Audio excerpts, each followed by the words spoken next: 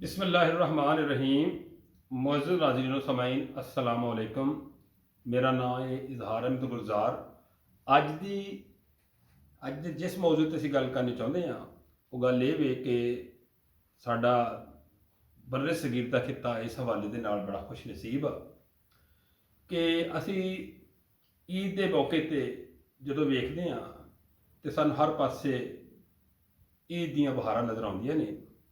ਈਦੀ ਦੇਣ ਦਾ ਜਿਹੜਾ ਇੱਕ ਸਿਲਸਿਲਾ, ਇੱਕ ਰਵਾਇਤ ਸਾਡੇ ਚੱਲਦੀ ਆ ਰਹੀ ਹੈ, ਇਹ ਦੁਨੀਆ ਦੇ ਕਿਸੇ ਵੀ ਖਿੱਤੇ ਦੇ ਵਿੱਚ ਨਜ਼ਰ ਨਹੀਂ ਆਉਂਦੀ।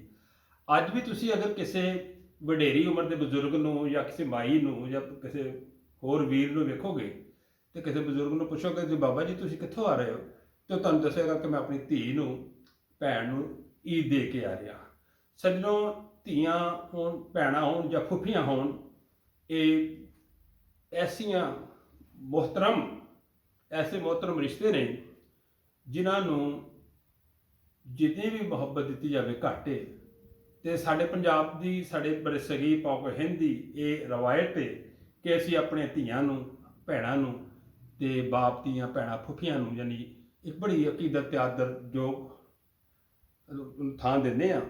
ते असी अपने ईद के मौके पर, वैसे तो असी हमेशा ही याद रखते उन्होंने, लेकिन ईद के मौके पर उन्होंने बतौर खास ईदी की शक्ल के कुछ चीज़ां, तोहफे और मतलब कपड़े और दीगर चीज़ां दे के आते हैं। धी भावें या भैन किन्नी भी घरों खुशहाल हो, लेकिन एक तवक्को होंदी है, उन्होंने तांग होंदी है, उन्होंने अपने मापियां वालों आने वाली चीज़ की एक अड़ीक होंदी है कि मेरे वालदैन वालों, मापियां वालों, मेरे भरावां वालों कोई चीज़ उन्होंने तोहफे के तौर पर ईद के मौके पर आएगी। वो चूँकि जरूर ये कोई एड्डी वड्डी चीज़ नहीं होंगी कि उन्हें साल भर वो चीज़ खानी आ, लेकिन साढ़े पंजाब की रवायत है कि कोई भी माड़े तो माड़ा भी भरा है, माड़े तो माड़ा भी वो तो बाप है, वो अपनी धी नूं, भैन नूं इस मौके पर ईदी की शक्ल के मुख्तलिफ तोहफे तोहफ या नकदी की शक्ल दे के अपने इस जुर्त नूं या इस रवायत नूं होर भी मजबूत करता है।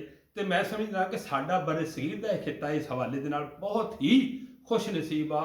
ये तुहानूं दुनिया के किसी भी खिते दे विच ये जिहड़ी चाहत आ, ये जिहड़ा प्यार आ, ये जिहड़ा एक मान तराण आ, किते भी नज़र नहीं आएगा।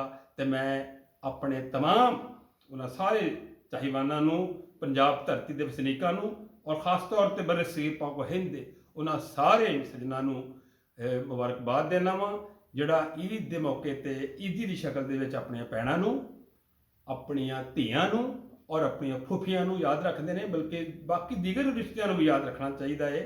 सिला रहमी भी ये ही है। मेरे एक उस्ताद मोहतरम प्रोफैसर मुफ्ती अब्दुल रऊफ खान साहब रहमतुल्लाह अलैह नूं मेरा बहुत सारा एक तल्लक रहा। मैं उन्होंने घर जाता सी ते मेरे नाल बहुत सारे अपने वो दुख सुख शेयर करते होंदे सन।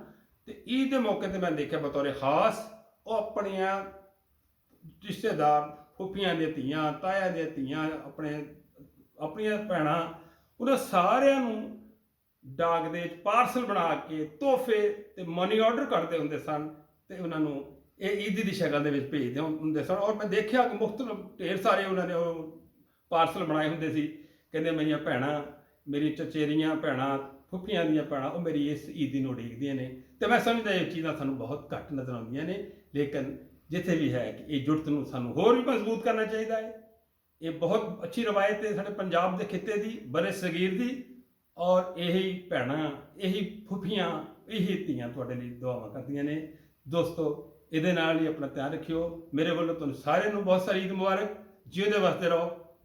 पाकिस्तान जिंदाबाद।